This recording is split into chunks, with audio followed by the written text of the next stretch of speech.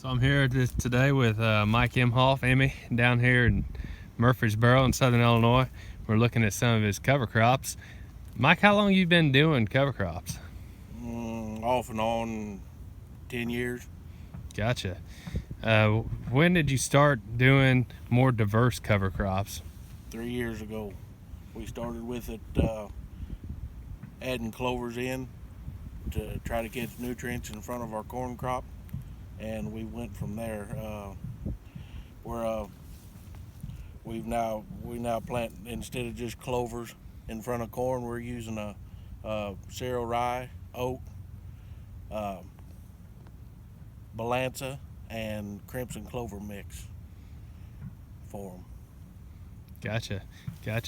What are some of the goals for you using cover crops? The Palmer amaranth and water hemp really got us started. The rye suppresses it a large enough amount that we don't spend near the money on chemicals that we were. Erosion control, because all of our farm ground is HEL, and the no-tilling just wasn't doing the job. We were still getting erosion, trying to some fall burn down to keep the Palmer amaranth and the mare's tail and the water hemp down, and then you'd get horrible erosion during the winter. So the rye in front of our soybeans actually kept the weeds down and protected the soil from eroding so bad. Okay, so you mentioned about it helped to reduce some of your inputs. How much would you say you were able to reduce some inputs? We have went from 180 to 185 pound of ammonia, nitrogen from ammonia in front of corn, to now we're 136 pound of nitrogen and below on our corn ground. Beyond that, it's cut our chemical cost, I'd say, by a third, pretty close to a third of what we have been spending. We don't use some of the newer designer chemicals. They may be a little too much carryover for our cover crops for that fall, and we went back to some older chemical that we're using pretty successfully here on minimal amount of money an acre, and it's working. Gotcha. So what are some of the successes and failures that you've had with cover crops and using them?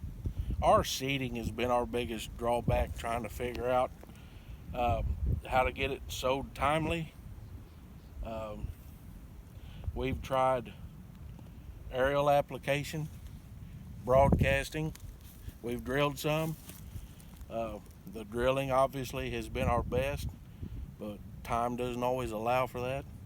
So most of the time we try to, the last couple of years we've broadcast and tried to keep a Phoenix Harrow behind the rig broadcasting it, and then it works it in enough. We usually get a fairly decent stand, but this fall we're going to go to 100% drill.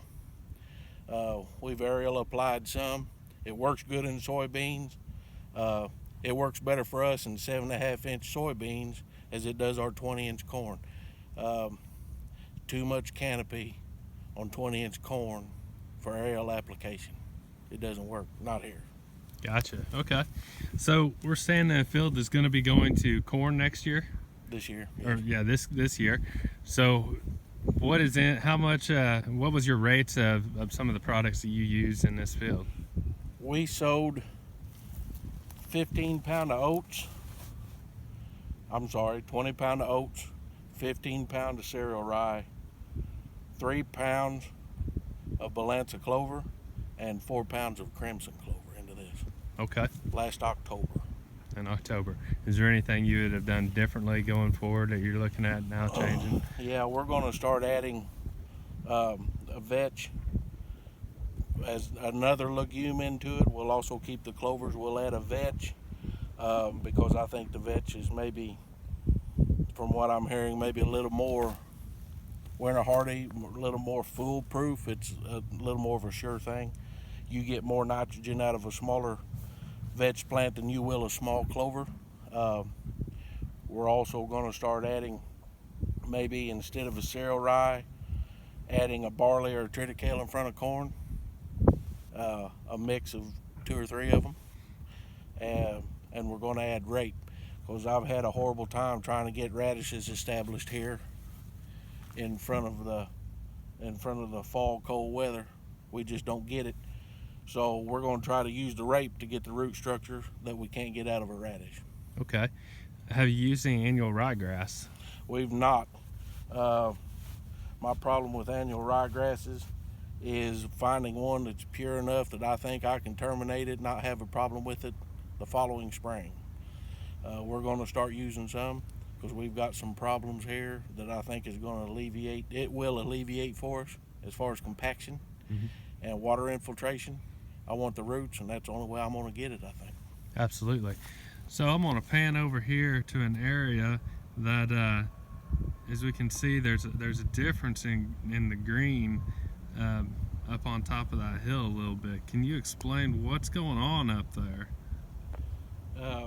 That's where we load semis in the fall. You can tell every place that the truck is turned around and the cart's loaded the truck. There's about 3 places down that grass road where we loaded semis, and every place we don't have a cover crop, it wouldn't come up. The only thing we can get to grow there is little barley.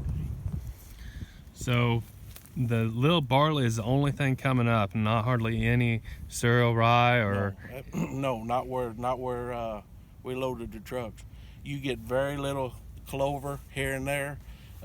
Absolutely no cereal rye where we beat it with the semis and the auger carts. I mean, you just don't get it. Would you say that, as we're trying to mimic nature and do some biomimicry things out here, but the cover crop use is that nature's taken over on her own right there and trying to heal those areas that have a large amount of compaction possibly? Yeah, we seen a while ago, when you dig into that little barley has a horrendous fibrous root, and I think it's trying to break its compaction itself. Cool. That's very awesome. So, well, hey, we're going to end it right there, and I appreciate your time, Emmy. No problem, buddy.